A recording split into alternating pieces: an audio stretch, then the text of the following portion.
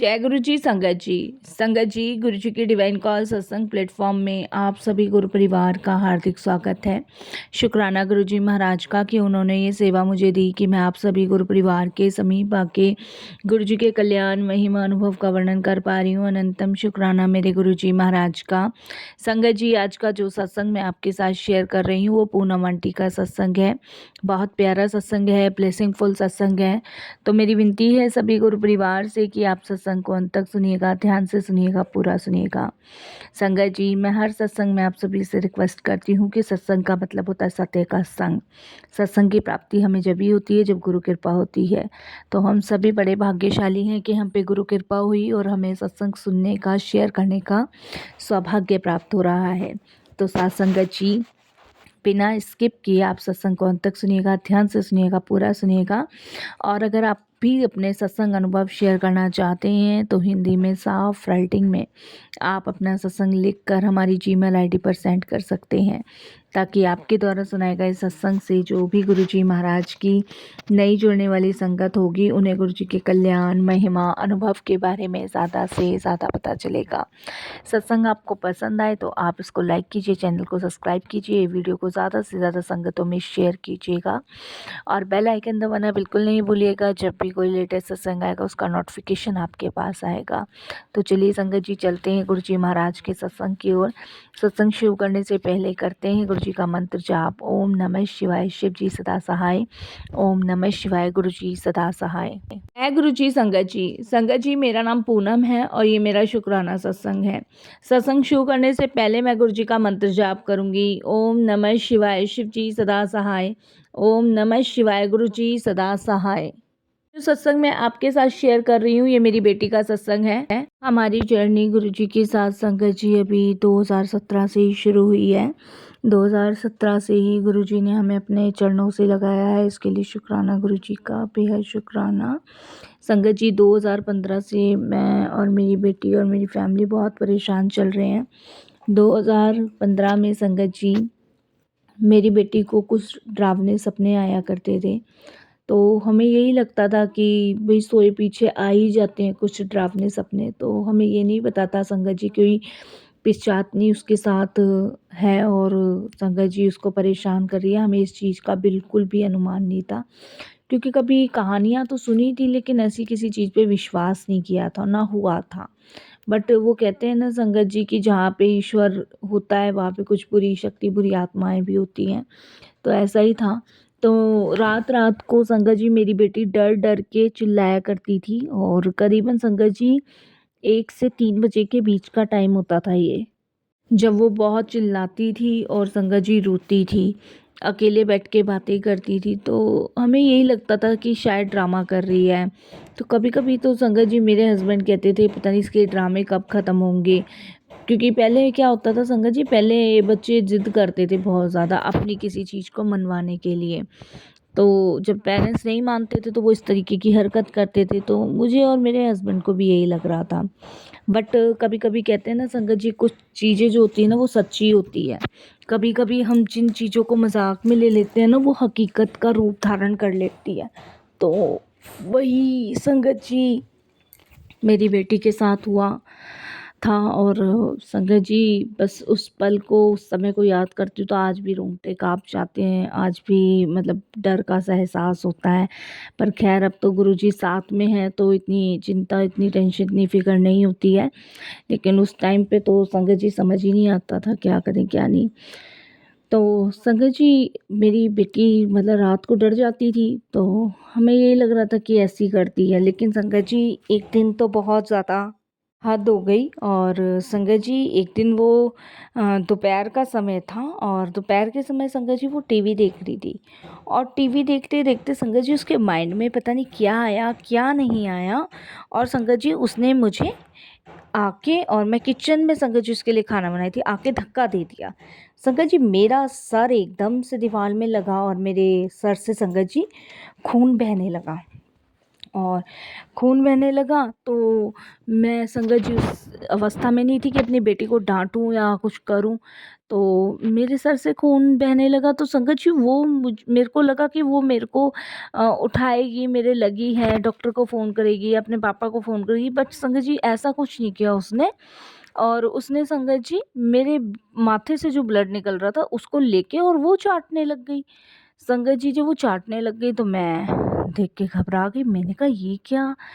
तो उसके बाद संगत जी मैं एकदम से चिल्लाना मैंने शुरू किया। तो हमारे ऊपर रेंट पे एक वो रहते हैं, शालू और वो हैं, वो हैं, उनके हस्बैंड और 2 बच्चे हैं।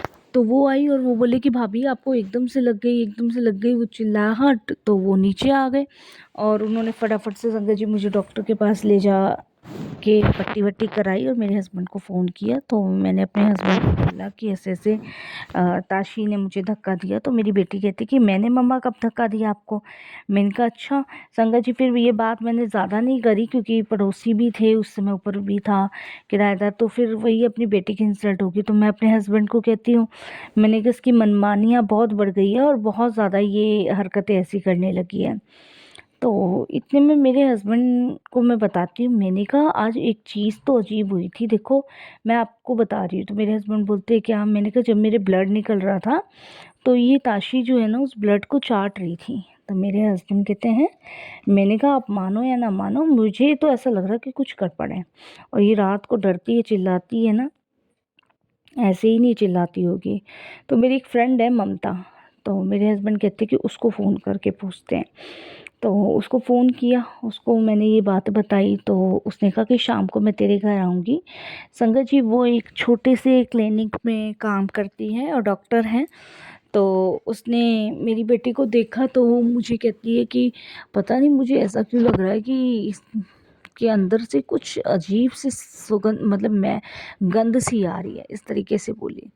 तो मैंने कहा गंध सी आ रही है? कि हाँ गंध सी आ रही है, ऐसा लग रहा है जैसे पता नहीं क्या कुछ तो है।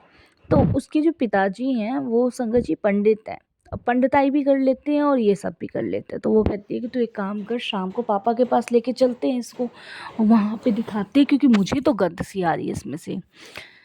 तो मैंने कहा ठीक है। तो मैं अपनी बेटी को लेके अपनी फ्रेंड ममता के साथ उसके फादर के यहाँ गई। तो वो शाम को संगत जी 8:30 7:30 या 8:30 बजे के बीच में गद्दी पे बैठते, यही टाइम है उनका। और संगत जी उस दिन वो गद्दी पे बैठे, वैसे ही मैंने अपनी बेटी को बिठाया और मेरी बेटी को देखते के साथ ही उन्होंने कहा कि इस पे कुछ बुरी ऊपरी हवा है। तो उसके लिए संगत जी कुछ उपाय भी उन्होंने करवाए, बताए, वो हमने किए। बाकी उन्होंने कहा जी इससे ज़्यादा मेरे बस की और कुछ भी नहीं मैं कर सकता हूँ, आप ना किसी और को दिखाओ इसको। तो संगत जी मैं एकदम से घबराई, परेशान हुई, कुछ समझ आ नहीं रहा था। बेटी की दिन पर दिन हालत ख़राब हो रही थी, हरकतें बढ़ने लग गई। तब कहीं जाके संगत जी गुरुजी के बारे में हमें पता चला। और संगत जी जब गुरुजी के बारे में हमें पता चला, हम वहाँ से संगत जी जहाँ हम रहते थे करोल बाग में, वहाँ से मकान खाली करके हम पश्चिम बिहार शिफ्ट हुए। यहाँ पे हमने रेंट पे लिया और संगत जी यहाँ पे हमने रेंट पे जब अपना घर लिया तो यहाँ पे हमें गुरुजी के बारे में बताया। संगत जी बात तो देखिए रिश्तेदारी में एकदम से फैल गई थी और रिश्तेदारों ने घर आना बंद किया और ऐसे में तो कोई भी नहीं आता। हम बहुत परेशान थे संगत जी, बहुत। फिर हमें गुरुजी के बारे में पता चला और हम अपनी बेटी को गुरुजी के दरबार ले गए। वहाँ पे संगत जी माथा टिकवाया, लंगर करवाया और संगत जी बस गुरुजी का लॉकेट स्वरूप हमने उसके गले में डाला। गुरुजी का सत्संग भी हम 2-3 बार अपने घर में करवा चुके हैं संगत जी। उसके बाद गुरुजी महाराज की ऐसी कृपा हुई कि अब तक संगत जी ऐसी हरकत तो दोबारा देखिए बेटी ने नहीं करी है। हम बहुत डरते थे रात के समय उसके साथ रहने में, बट गुरुजी के सत्संग, गुरुजी का मंत्र जाप हम घर में चलाए रखते थे। दिन रात मेरे घर मंत्र जाप चलता था और गुरुजी से बस यही कहती थी, गुरुजी जो भी अला वला है उसे दूर कर दो। और संगत जी देखिए मैं यही कहूँगी कि मेरा बच्चा तो वहीं जाके ठीक हुआ है। जो भी इसके ऊपर साया था, जो भी था, हमें देखिए ये भी नहीं पता कि कहाँ से आया कहाँ से नहीं आया, हमें कुछ नहीं पता।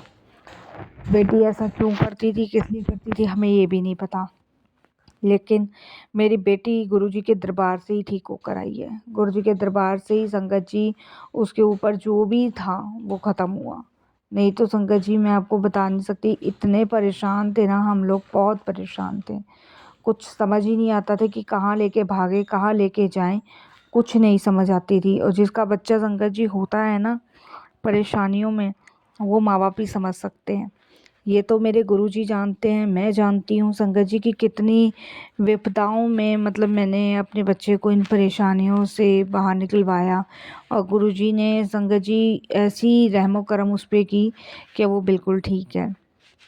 संगत जी ने तो ये समझ लीजिए अकेली रहना, गुमसुम रहना, शांत शांत पड़े रहना। और संगत जी मैंने कभी गौर ही नहीं किया था अपनी बेटी पे, लेकिन जब ममता ने बताया ना संगत जी, उसमें से गंध आती थी, बहुत गंदी सड़ी हुई गंध आती थी। लेकिन अब नहीं, अब संगत जी वो हंसती भी है, खेलती भी है, बातें भी करती है। और संगत जी मार्केट भी जाती है, गुरुजी के दरबार भी जाती है। गुरुजी का हमेशा लॉकेट स्वरूप अपने गले में रखती है, गुरुजी को याद करती है, मंत्र जाप सुनती है, सत्संग सुनती है। और संगत जी ये सब गुरुजी की कृपा से ही हुआ है। और नहीं तो आप यकीन नहीं मानेंगे संगत जी की पता नहीं क्या से क्या होता है, तो गुरुजी जाने। हमारे अच्छे और बुरे दिन भी संगत जी बहुत आए, लेकिन इस अच्छे बुरे दिनों में गुरुजी ने बहुत साथ दिया। लॉकडाउन में तो संगत जी वो तमाशा मेरे घर में होता था ना, बहुत तमाशा होता था, सब मोहल्ले वाले देखते थे। लेकिन गुरुजी ने अपने आप ठीक करना शुरू कर दिया। गुरुजी ने क्या किया क्या नहीं किया ये गुरुजी जाने, हमें नहीं पता।